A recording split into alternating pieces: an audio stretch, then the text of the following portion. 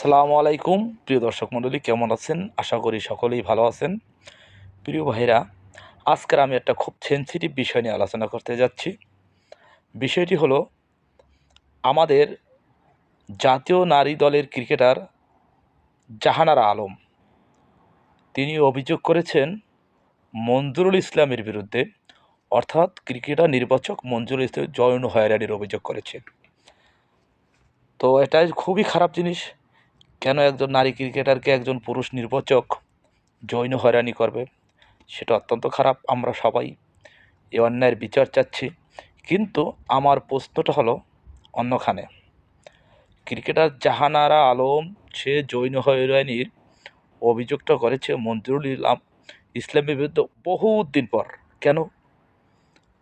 আপনি জাহানারা আলম এত যদি ভালো মানের মানুষ হতেন, আপনি যখন জাতীয় দলে খেলেছেন আপনার তো অনেক ক্ষমতা ছিল, আমরা দেখেছি।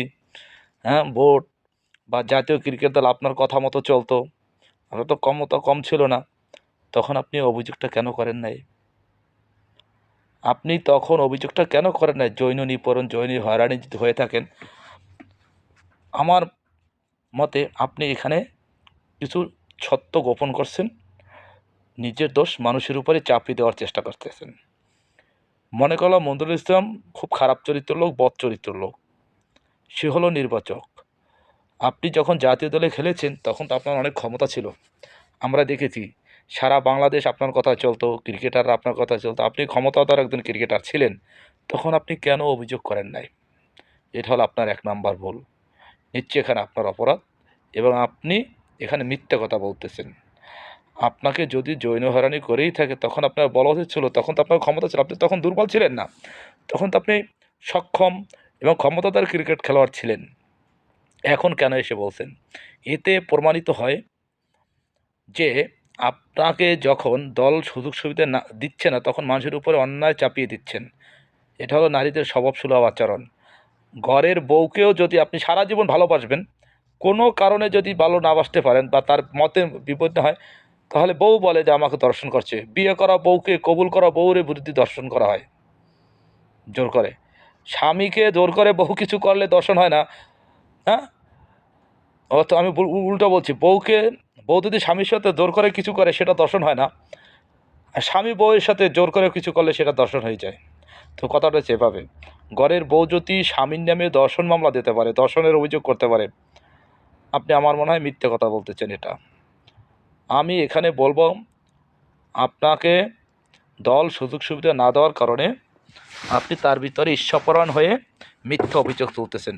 আর যদি যৌন হয়রানি করতো তাহলে আপনাকে সাথে সাথে অভিযোগটা করা উচিত ছিল। আপনি তো ছোট্ট খুকি ছিলেন না, আপনি ছিলেন একদম সজ্ঞান, একেবারে ক্ষমতাধর একজন ক্রিকেটার। বাংলাদেশে অনেক ক্ষমতা সম্পন্ন একজনকে, আপনি একদম খারাপ খেলোয়াড়ও ছিলেন না, আপনি জাতীয় দলের খেলোয়াড়, চারটিখানি কথা না। তো আপনি কেন মিথ্যে কথা বলে মানুষকে দোষারোপ করতেছেন?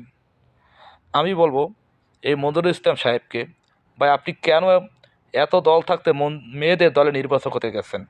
আপনি জানেন না মেয়েরা যদি সুযোগ সুবিধা থেকে একটু বেশি কম বেশি পায়, তাহলে বলবেন আমরা বিরুদ্ধে কুদৃষ্টিতে তাকাইছে, আমাকে ব্যাট টাচ করছে। মেয়েরা বলতেছে গুড টাচ, ব্যাট টাচ। মেয়েরা কিন্তু সব বোঝে, গুড টাচ, ব্যাট টাচ। কিন্তু তখন আপনি তাকে ব্যাট টাচ করেছেন, সে তখন কোনো ছান করে নাই। হ্যাঁ, যখন আপনি তার সুযোগ সুবিধা থেকে বঞ্চিত করছেন তখন ছান করছে। এটা থেকে কী বোঝা যায়? মেয়েদের ভিতরে গলত আছে। আর যদি মঞ্জুরুল আলমের ভিতরে, ইসলামের ভিতরে গলত থাকতো আপনারা সাথে সাথে সেটা বলতেন। আমরা জাতীয় দলের খেলোয়াড় হওয়া তো এত চারটিখানি কথা নয়, অনেক ক্ষমতা সম্পন্ন, এবং আপনার কথা দেশের প্রশাসন শুনবে, আইন শুনে সরকার শুনবে। আমি কিন্তু তখন কিছু বলে না, আপনি কিন্তু খুব ক্ষমতা দেখাইছেন জাহানারা ইসলাম, এটা কেউ অস্বীকার করতে পারবে না। আপনি ফ্যাশন বলেন, ডিজাইন বলেন, দেশ বিদেশে ঘোরা বলেন, বহুত কিছু করছেন।